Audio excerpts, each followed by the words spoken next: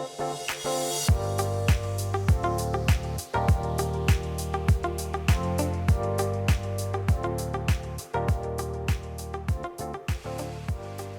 there, Hillary here for Waterlogged on behalf of saltwateraquarium.com. A lot of times when I'm out and about and I tell people that I have fish tanks, I will get asked, what fish would you recommend for beginners? And since I've been asked this so many times, I thought I would go ahead and make a video on it. Now, this isn't taking into consideration the amount of experience that you have keeping, say, freshwater or brackish fish.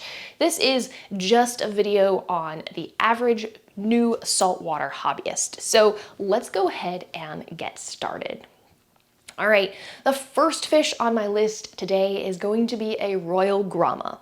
A lot of people that I talk to really want to get into saltwater or keep saltwater fish because of how colorful the fish are. And I feel like royal Grma absolutely fits the bill for this. Not only are they bright and colorful, they get along with a lot of tank mates. They're very easy to find either online or at your local store. They're affordable, and most excitingly, they are aquacultured in many cases, which means they're going to be a really hardy fish and great for beginners. Okay, moving on to my second fish, and that would be a Blenny. I really love the bicolored Blennies or the tail spot Blennies. I think they have a lot of personality. They're really, really fun to watch. A lot of times they'll spend their time hanging out in rockwork and they poke their heads out, or when you're feeding, they'll come out of their little hole to grab a bite of food, and they're just so much fun. Not only are they fun to watch, but they're also affordable and another fish that you hopefully should find fairly easily. Okay, moving on to the third fish on my list, and that is going to be a damselfish. Now, I put these on here with the major caveat is please do your research before you do a damselfish. Yes, they're bright and colorful and they come in a lot of different shapes and sizes, but I would say damselfish can be pretty aggressive. So do your research on what fish you want to have in your tank in the beginning, but as you go down the road. Because they can be aggressive, they might nip at the fins of other fish, but they're also fairly small and pretty fast. So if you get it now, but decide down the road that you don't want it, they're not that easy to remove out of your tank. So again, do your research and choose wisely. All right, moving on to the next fish on my list, I would add a goby, specifically a sand sifting goby. Now, if you want to add one of the sand sifting Watchman gobies, they are fantastic. They come in a bunch of different colors and they're really cool to watch. They form symbiotic relationships with pistol shrimp.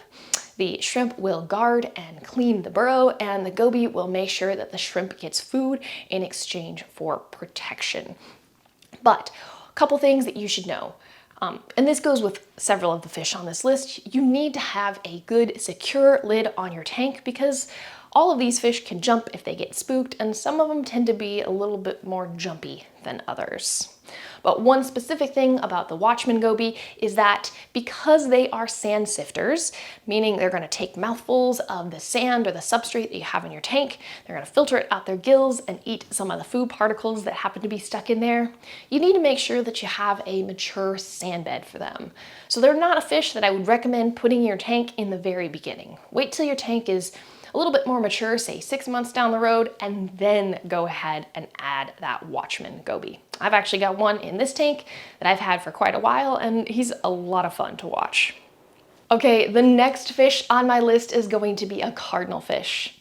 When I first started in the hobby, cardinal fish really weren't that easy to find. They were very expensive and they weren't the hardiest fish. However, things have changed, and now you have a bunch of different options when it comes to cardinal fish. And they're pretty hardy because a lot of them are aquacultured, which means when you get them, they are going to be eating, they are going to be very healthy fish in your tank. And since they've been aquacultured, a lot of times you can find them for a more affordable price than I could when I first started.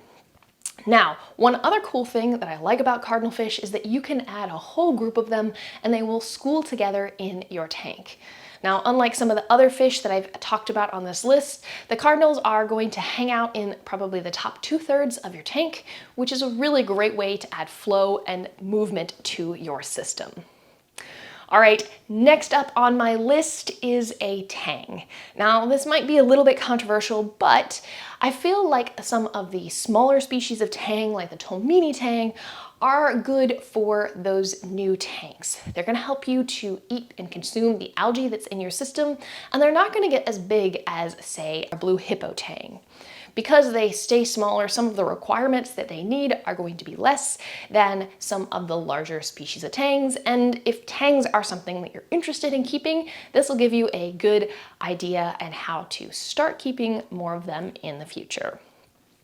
All right, next fish on my list is a filefish. These are another fish that I consider to be a really fun to watch fish. I've actually got one in this tank behind me. I really just enjoy them. They're very curious fish, and if you have issues with pests like Aiptasia, you can actually get Aiptasia eating filefish to help take care of the problem so that you don't have to get in there and zap those Aiptasia by hand. Another thing I like about the filefish is a lot of them that you can find on the market are aquacultured, which means they're pretty hardy, they're already going to be eating, and they're great for beginners. Okay, one of the last few species of fish on my list today are Dwarf Angels. Now these are another one that I would say with caution. Some species of angels can eat corals, so if you want to have corals in the future, use caution when you're picking out your fish. Something else I would caution you to be careful with if you're gonna add a dwarf angel is, in my experience, a lot of the ones that I used to see at local fish stores would have parasites. So if you're gonna have a dwarf angel, I would absolutely recommend having a quarantine system that you can put them in before you put them into your display. But some of the dwarf angels, like the bicolored angel and the flame angel and even the coral beauty, are absolutely gorgeous, and I think are a lot of the fish that people think about when they think about colorful saltwater fish in a tank. The ninth fish today on my list is going to be more of the Dottybacks. I already mentioned the royal Grma, but I also think you should give consideration to, say, the orchid Dottyback. I really love how bright and colorful they are. They absolutely stand out in a tank, and they're another one of the species that is aquacultured, so they're going to be a relatively hardy fish and good for your tank. We are on the 10th fish that I would recommend for beginners, and I'm sure you probably have been waiting for it throughout this whole list, and that would be a clownfish. I feel like clownfish are a great beginner fish. You can find them almost anywhere, and they're very affordable fish. They come in a bunch of sizes and a bunch of different color patterns and designs, and there's really so many options you have with clownfish. Not only do you have options, but they're another one that is primarily aquacultured, which means they're gonna be hardy. They're gonna be eating food already, and they will hopefully get along with a lot of species in your tank. Now, there's always some exceptions to this. Some of the maroon clowns tend to be fairly aggressive, even to humans, but for the most part, the average clown that you're gonna get in your tank is going to be a good fish for a beginner. And if you continue to progress and you enjoy the clowns and you take good care of them, you never know, they may actually reproduce in your tank and you might get to see the full life cycle of a clownfish. That is going to conclude my list. I gotta say, it took me a lot of thought to put into some of these fish, but I'm curious to know which fish you would recommend for beginners.